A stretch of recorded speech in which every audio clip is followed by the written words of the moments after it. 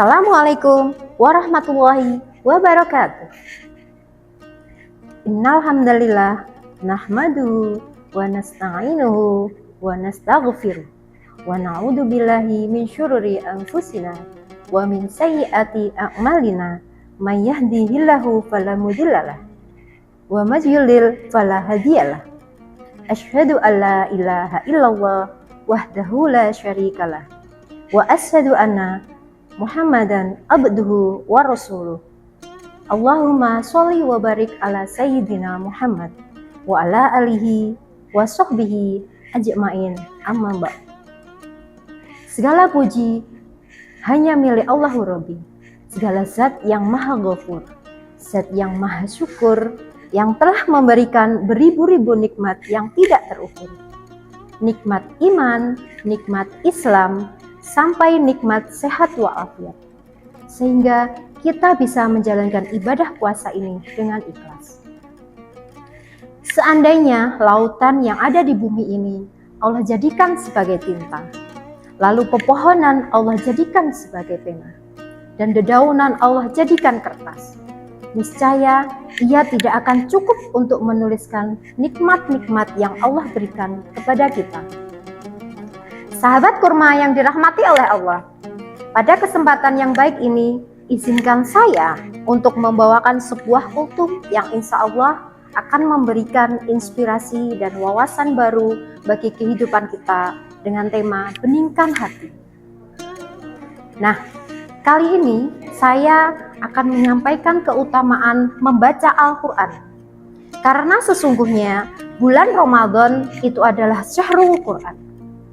Kata para ulama, bulannya Al-Quran, di mana Allah Subhanahu wa Ta'ala tidak sembarangan memilih waktu, tempat, kemudian kepada siapa dititipkan ayat-ayatnya. Semuanya harus istimewa. Allah menitipkan Al-Quran yang dibawakan oleh malaikat terpilih, yaitu Jibril alaihi salam. Kemudian diturunkan kepada manusia yang terpilih, yaitu Nabi Muhammad Sallallahu Alaihi Wasallam, dan diturunkan di kota Mekah yang mulia dan juga di bulan Ramadan yang mulia. Semua itu menunjukkan betapa istimewanya waktu, tempat, dan makhluk yang dengan terkait Al-Quran. Makanya ketika bulan Ramadan kita ada kebiasaan, yaitu tadarus khataman Al-Quran, bahkan di dalam sholat tarawih ataupun qiyam di 10 malam terakhir Ramadan. Itu salah satu di antara amal soleh yang paling favorit adalah membaca Al-Quran, baik di dalam sholat maupun di luar sholat. Pertanyaannya, bagaimana cara membaca Al-Quran untuk mengobati hati atau menjadi sifat, menjadi obat terhadap berbagai macam masalah di dalam jiwa kita? Karena Allah Subhanahu wa Ta'ala berfirman di dalam surat Yunus ayat 57 yang artinya, wahai manusia, sesungguhnya telah datang kepadamu pelajaran dari Tuhanmu dan penyembuh bagi penyakit-penyakit dalam dada dan petunjuk serta rahmat bagi orang-orang yang beriman. Al-Quran adalah obat untuk penyakit yang ada di dalam dada kita, penyakit hati, penyakit jiwa, perasaan yang tidak nyaman, pikiran yang tidak tenang. Obatnya ada di dalam Al-Quran. Dia bukan hanya menjadi bacaan yang bernilai pahala ibadah, tetapi ia menjadi sebuah healing. Jadi kalau kita butuh healing terhadap jiwa, rasa, pikiran, dan hati kita, healingnya itu tilawah Al-Quran. Sahabat kurma yang berbahagia, bagaimana agar kita bisa bertilawah dengan hati agar menjadi healing buat kita?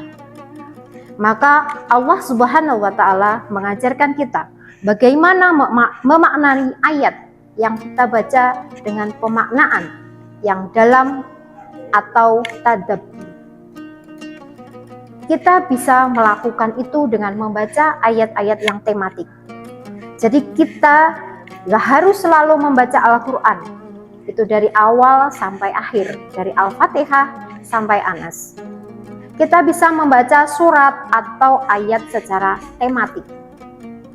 Kita bisa googling, misalnya ayat tentang galau, apa sih?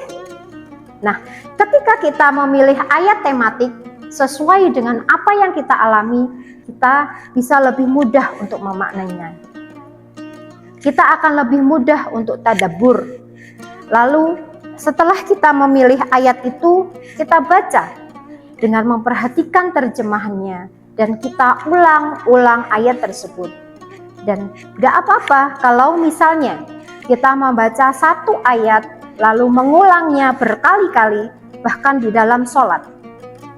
Misalnya dalam surat Ar-Rahman, Bismillahirrahmanirrahim, wa bi ayyi ala'i rabbikuma tukadziban, yang artinya, maka nikmat Tuhan yang manakah yang kamu dustakan? Nah, itu diulang lagi ayat tersebut sampai kita tahu seperti apa maknanya. Lalu baca ayat itu dengan terjemahan. Setelah kita memahami dan menghafal terjemahannya, coba terapkan ayat tersebut di dalam sholat. Dengan cara diulang-ulang berkali-kali sampai memaknai di dalam hati, pikiran kita, oh itu ternyata maksudnya. Maka itu akan menjadi healing buat kita. Sebagai contoh, saya kok selalu terbebani dengan masalah-masalah yang berat. Lalu ayatnya apa ya? Bismillahirrahmanirrahim. La yukallifullahu nafsan illa wus'aha, laha ma kasabat wa 'alaiha ma iktasabat. Artinya, Allah tidak akan membebani seseorang kecuali menurut kesanggupannya. Baginya ada sesuatu pahala dari kebajikan yang diusahakannya dan terhadapnya ada pula sesuatu siksa atau atas kejahatan yang diperbuatnya. Sahabat kurma dimanapun kalian berada, dari sini kita mempelajari seperti yang telah disebutkan dalam hadis riwayat Ibnu Mas'ud. Dijelaskan bahwa membaca satu huruf saja di dalam Al-Quran mendapatkan 10 kebaikan dan akan dilipat gandakan oleh Allah menjadi 10 kebaikan. Selain itu, Rasulullah Shallallahu Alaihi Wasallam juga menganjurkan kepada umatnya agar membaca Al-Quran, karena kelak di hari kiamat Al-Quran akan menjadi penolong bagi orang-orang yang membacanya. Marilah kita manfaatkan waktu yang penuh keberkahan ini dengan sebaik-baiknya untuk mendapatkan pahala yang melimpah darinya. Karena setiap helaan nafas yang kita hirup semakin memperkuat ikatan dengan Allah Sang Pencipta. Dengan kecintaannya kepadanya, mari kita sukseskan ibadah kita hari ini.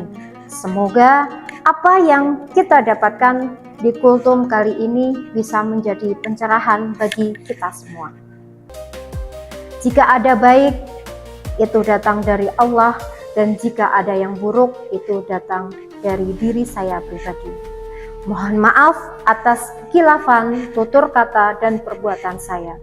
Semoga Allah membimbing kita semua ke jalan yang benar. Wabillahi taufiq wal hidayah wal ridha wal inayah wa afu minkum. Wassalamualaikum warahmatullahi wabarakatuh.